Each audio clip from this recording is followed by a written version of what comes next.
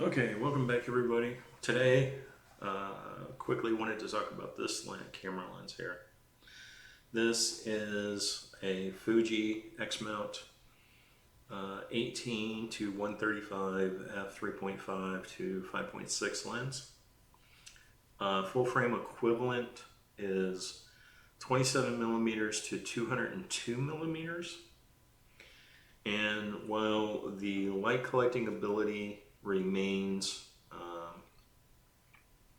at the 35 millimeter equivalent of 3.5 to 5.6, the depth of field actually behaves more like 5.6 to an 8.4, I think. So it's an interesting lens. It is a very useful lens. Now, this is not by any stretch of the imagination a pro grade lens. So why do I have this lens? I have this lens because of its versatility and because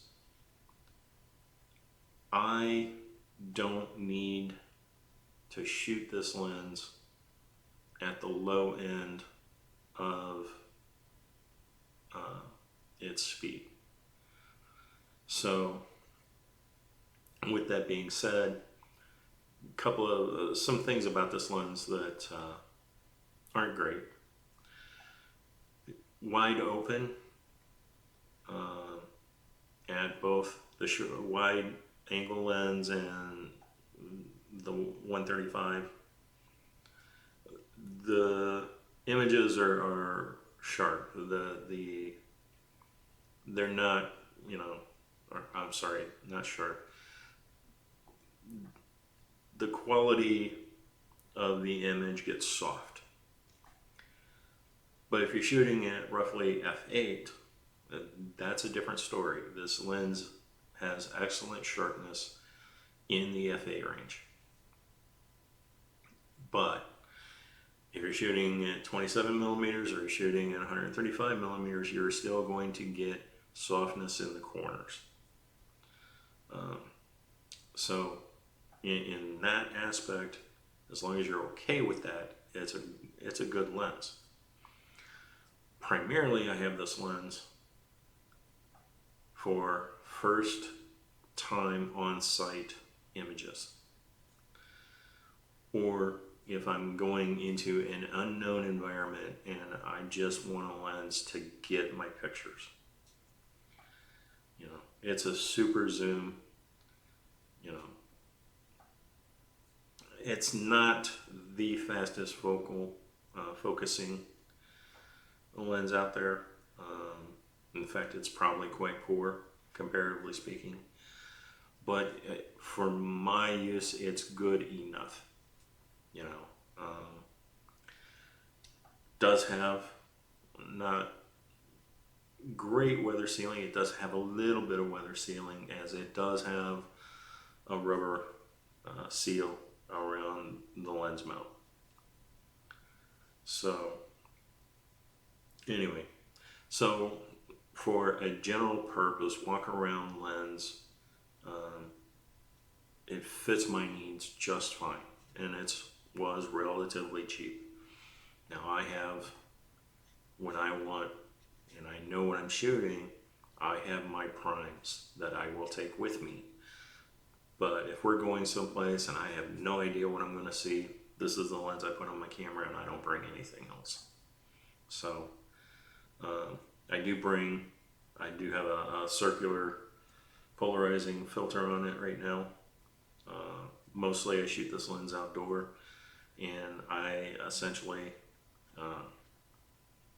I leave it on f8 and I shoot away. I'm not going to get good bokeh out of this, but I don't necessarily want good bokeh. And by setting it at f8, I actually set it to f8 on the camera. This lens does not have aperture setting that you can see on the lens itself. So you have to set it on the camera. So at f8, I'm practically getting f12 as far as depth of field goes, even though the lens is still collecting light at a 35mm equivalent of f8. So that's something to keep in mind when you're using crop sensor cameras. Kind of the same is true when you're using, like on the Hasselblad, if you're shooting a 65mm f1.2 lens, the lens will gather light at f1.2, but your depth of field is going to be significantly shallower than it would be on a 35mm equivalent camera. So something to keep in mind. Anyway, and that as info, that 65mm will perform optically like a 52mm on full frame. Just to cap that off.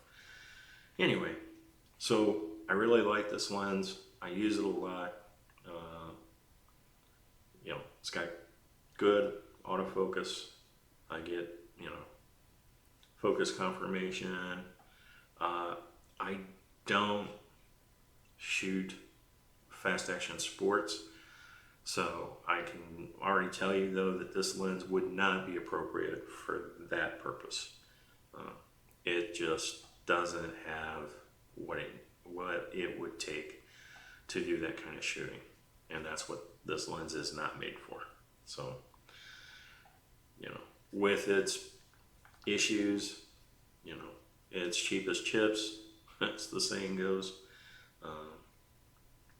But for my purposes, it is a perfectly good lens for what I'm using it for. So that's it. That's my 2 cents worth.